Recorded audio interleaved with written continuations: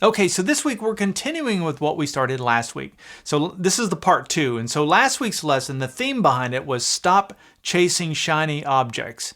And, this is a problem that we all have as musicians. I do it too. You're working on something and then you see somebody doing something on Instagram or on YouTube or, somewhere online, and you go down that rabbit hole. And then you see somebody over here and you're just constantly chasing ideas, but you're never really making progress and kind of sticking to to something that you already know. And so what we did last week is we took the minor pentatonic scale in one position, not all over the fretboard, just one spot on the fretboard, and we played a blues solo out of that. That sounds pretty good. And so I just wanted to show you that you've got the tools already to be able to make great music, and so sometimes you just need the limitation put on you to be able to do that. And so what we're going to do this week is we're going to continue and we're going to layer on top of that. We're going to still stay in the same region of the fretboard, but now we're going to play the major pentatonic scale. And I want to show you how you can take those two scales, you can start to blend them, and you can just really up your game. So it sounded good last week, but it's going to sound even better this week because we're just going to introduce some more notes to it. But I like to doing this kind of stuff in phases like this, where you're not just sort of throwing all these options. It's kind of nice to start with a few and then layer on top of that. And we could keep layering on top of this if we wanted to. If there's an interest, let me know. But anyway, this is what you're able to play when you combine the major and minor pentatonic scale.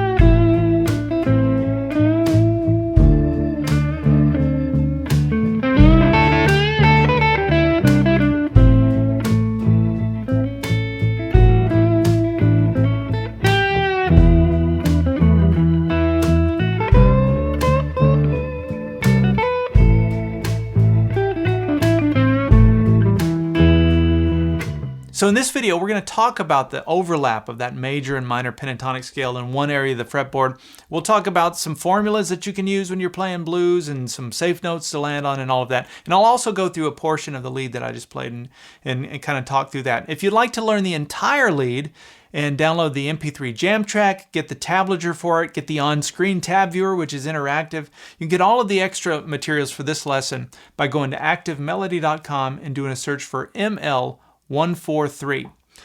Okay, so the jam track that we're playing over is in the key of A, and it's the root and fifth of each chord.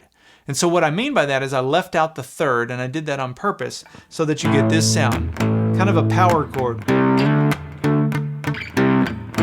And I did that because I wanted you as the lead player to be able to color the thing however you want. If I play minor chords and minor pentatonic scale, minor arpeggios over that, it's going to sound minor and it'll work and it'll sound right. If I play major chords on top of it, major pentatonic, major scale, any of that, it's going to sound major and it's going to sound right. So it's really up to me as the lead player to make the sound minor third or major third. So last week we looked at the A minor pentatonic scale, pattern 1. And if you notice all of those notes that I hit there on that fifth fret kind of becomes our root fret. I mean, it's sort of the best way to say it. Well, you've got two A notes in there anyway, right? On the sixth and the first string. And also if I'm playing my A bar chord, I would bar on that fifth fret and I'd use the E shape. So connect everything that we're going to talk about in last week's lesson and this week's lesson to this E shape. And the reason I say that is because if you like what we're doing in these two lessons, you can play these licks in any key. You just need to find the key using this E shape. So if the song was in the key of G, you just move everything down here using that E shape. You got your minor pentatonic scale, major, and all that stuff. Anyway, so we looked at minor pentatonic scale that last week. The major pentatonic scale that we're going to look at in this neighborhood off of this E shape, the A major pentatonic scale, looks like this.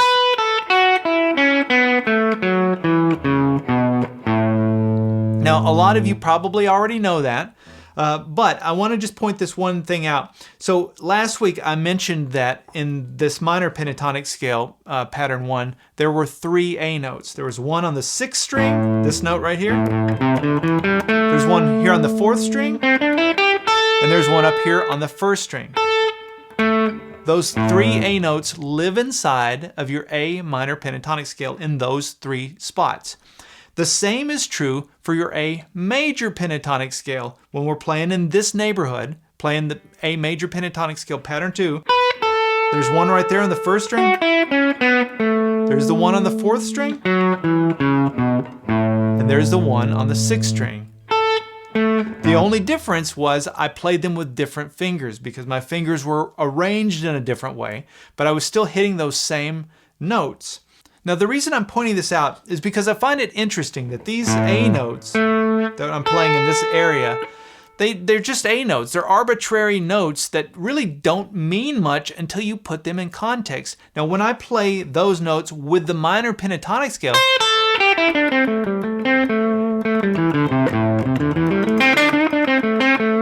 you can hear how bluesy they sound. Versus if I play those same A notes, but I'm running the major pentatonic scale through it, it sounds much different, much happier. So you get a happy, kind of positive sound with your major pentatonic scale. You get the bluesy or sad sound with your minor pentatonic scale. The A notes are the same. It's the scale that runs through them that color them in that kind of way. And that's really how all music works. It's not one note that defines something. You have to have a note with other notes around it that start to make it make sense. It starts to put it in context. All right, so even though I showed you major pentatonic scale across all 6 strings, we're really only going to be focusing on the top 3 strings. Those 5 notes, which are the notes of your major pentatonic scale. Because in the blues, on guitar, this is a sweet spot that you've got to know. This is kind of like Blues 101, maybe 102, I don't know, but it's right up there. It's like a must-know area of the blues. And so blending that major and minor pentatonic scale in this area is really key to good-sounding blues. And it's pretty easy to do if you kind of connect it back to this little shape here. I look at like on strings 1 and 2, you've got this little box here. And then you could step out of the box by going into the minor right here. And then here on the 2nd string. Down here on the 5th fret, these 2 notes are in both major and minor. Remember, your root and your 5th are in both the major and minor chords. So the same is true in your major and minor pentatonic scale. So I've got for my major sound, and I've got for my minor sound. And then when we come down to the 3rd string, I've got my flat 3 and my 3. And that's kind of most of that sweet spot that I'm talking about. There is this note here, which is your 4. And that works in your minor pentatonic scale. You would not play that note in your major pentatonic scale, but it's also a bendable note. And you hear that in the blues all the time. But let's look at what we can do with these top 3 strings here. We'll start with the major pentatonic scale with this little box. And then I'll go minor pentatonic. I'll go back and forth. Look at that, I can blend them.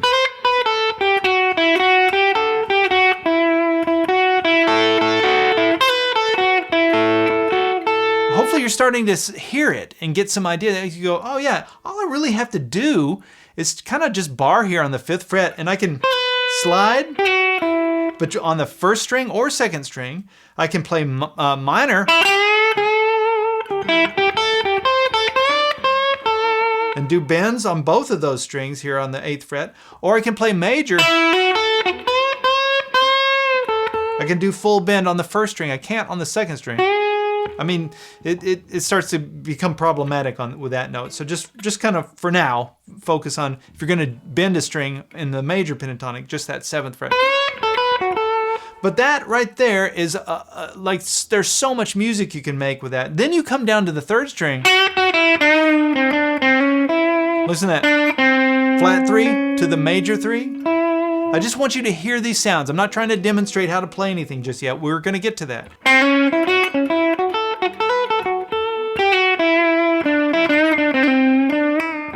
So last week I showed you some safe notes to land on when playing the minor pentatonic scale. And for the 1 chord, for your A chord, I said you can land on the root, which is your A note. That one's a given, right? Or you can land on the flat 3. And that works real well in a bluesy kind of context. Now when you land on that flat 3, it's going to color the sound of that jam track in kind of a minor vibe. This week, I'm going to just add to that and say, yes, you can still land on those notes, the root or that flat 3. You could also land on the 5. That was true last week too, but I didn't want to say that because I don't want to give you too many variables. We're building onto something here. So you can land on the 5 if you want, or you could land on the 3 if you want, or you could land on the flat 7 if you want. Now, what are those notes that I'm just throwing out? I'm lobbing all these variables at you. Well, look at the notes. Root, 3rd, 5th, flat 7. That's just your A7 arpeggio. So it makes sense that those notes are landable notes. They're just notes in the chord. So if I wanted to land on any of those notes, I can. Now, I'm not going to do that as I demonstrate when I play this little lead. I will land on the 5, but other than that, I'm not going to be landing on some of these others just because I'm trying to eliminate the noise. I don't want you getting bogged down with information. I just wanted to point that out, that those are options. Some people called me out for that in the comments last week. And I know that I could do it. I just didn't want to talk about it last week. I'm just trying to keep it simple. There's a process here. So so you can land on any of those. As far as what we can do over the 4 chord, I'm going to just stick to what I mentioned last week. You can land on the root of the 4 chord, which is your D note. Or you can land on the root for the key of the song. You can land on the A note for the 4 chord. A happens to be the 5th of your D chord. But don't worry about all that. You could land on either of those notes for the 4 chord. You could also land on the major 3rd, which is in your major pentatonic scale, or the flat 7 for your 4 chord. But don't get overwhelmed by all that. Just for now, just try landing on the D note if you can for the 4 chord, or the A note, because that's the key of the song and that works for your D chord. For the 5, we're just going to stick to what we talked about last week, 1 note, which is the 5th. We're going to land on the 5 here or the 1 down here. Now, the last thing I want to mention is a little formula, and I've talked about this in other lessons. Actually, I'll put this lesson up on the screen if you're interested in this, where I go into a little more detail on this.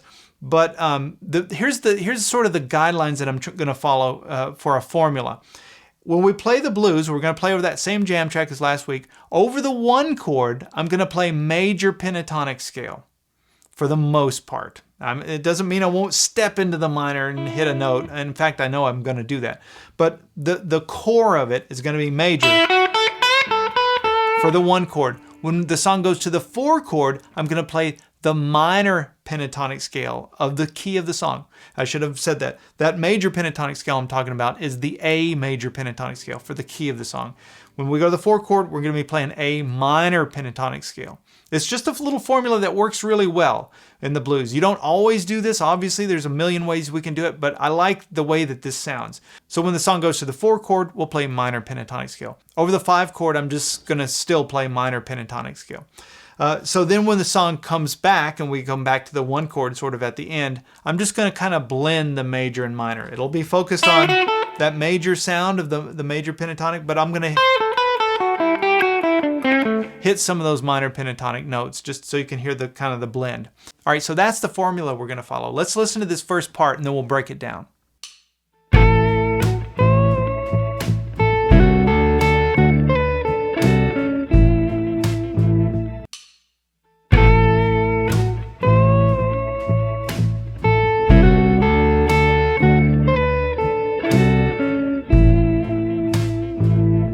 All right, so we're starting with the A major pentatonic scale, this little box here that we talked about.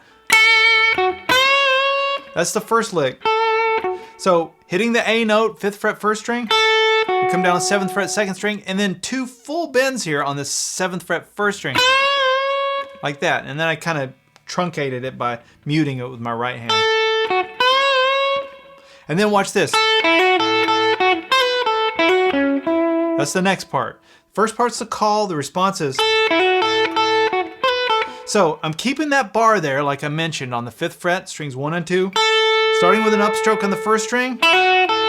And so there's a hammer on between the 5th fret and the 7th fret on the 2nd string. And then watch this. That's where I stepped into the minor pentatonic scale just for a moment, just for that the 8th fret, 1st string. And I did a quick slide back into the box. So, and then I come back to the 7th fret, 2nd string, and then down to the major 3rd, and we're going to land on the 5th. So last week I didn't mention that you could land on that 5th for the 1 chord, for your root chord, but you can.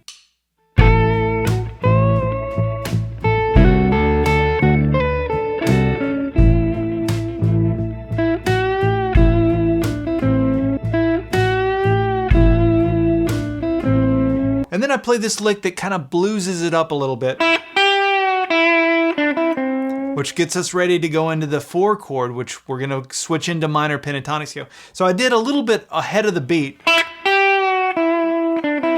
So what I'm doing there is 5th fret 2nd string, and then I do a half bend on the 7th fret 2nd string. A half bend and release. Now, when I do a half bend, that means I'm only bending up 1 fret. A half bend means you hit the note that's 1 fret higher. A full bend means you hit the note that's 2 frets higher than where you start. So a half bend would be hitting this 8th fret 2nd string, which is in the minor pentatonic scale. So that's why it sounds bluesy to do that half bend.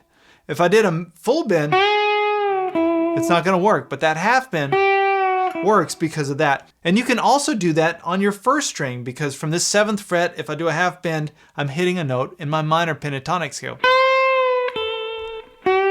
So those are some really nice little half bends that you should file away into your lick ideas, especially when it comes to blending this major and minor pentatonic. So I played it like this. And then I come down to the 7th fret 3rd string, which is in my minor pentatonic scale. So I hit that, back to the 5th fret 2nd string, and then the 5th fret 3rd string for the flat 3. Now, I mentioned this last week, but every time I hit the flat 3, I always nudge it towards the major 3rd. Even in a minor blues, that's just a common sound that you hear blues guys doing. And I've heard it so many times that my fingers are just conditioned to always kind of push that note a little bit sharp. It just really gives it a human voice kind of quality.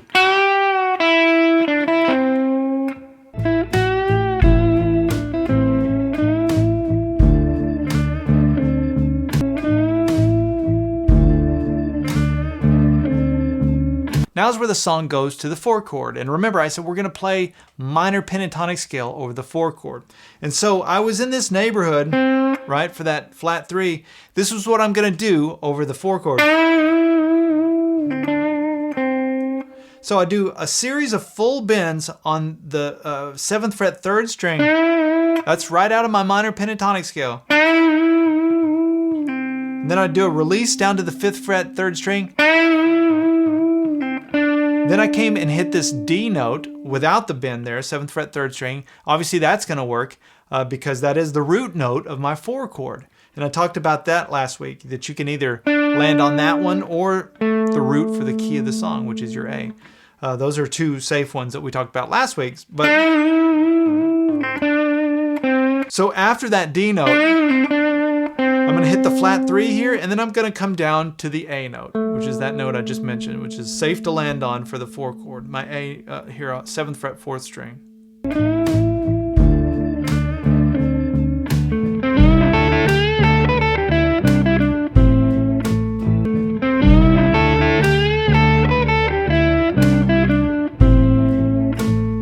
Now this is where the jam track is staying on the 4 chord, which is our D chord, and I'm going to stay in the minor pentatonic scale. And so I played this bluesy little lick here, right out of pattern 1 of my minor pentatonic scale. But there's one note that kind of colors it major. And that is a great example of blending the major and minor pentatonic scale. We'll get to that in a minute.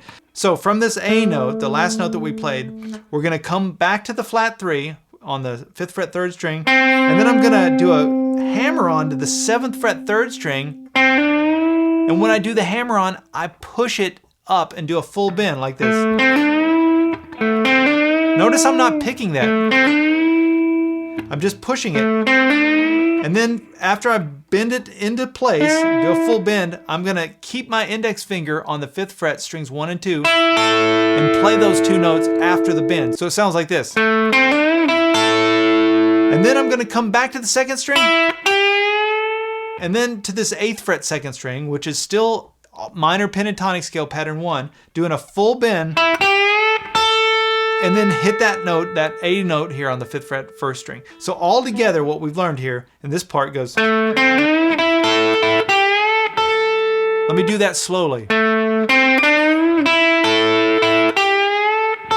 It's a great blues lick. I mean, that's one, especially that. I hear blues guys doing that all the time. They're doing a bend from the flat 7, doing a full bend. So remember, that's pushing the note 2 frets higher than where you started. And then matching that same note by playing it here. Okay, so now watch this. So from this A note, we're gonna come up to the 7th fret first string, and then back to that note, and then 8th fret second string, 5th fret second string. Now that is where I'm hitting one of the notes from my major pentatonic scale. It just colors it in a different way than if I went. Now I could have done that, and that would have totally worked to hear nothing but minor pentatonic scale, but it's nice to work in, to pepper in, it's like an ingredient when you're cooking, to cook in some of these major pentatonic notes. And this is a great place to do this. This is that overlap, that sweet spot. Isn't that cool? I could have went. There's all kinds of things I could do blending that major box with the minor box, since they're right beside each other and they share these 2 notes on the 5th fret.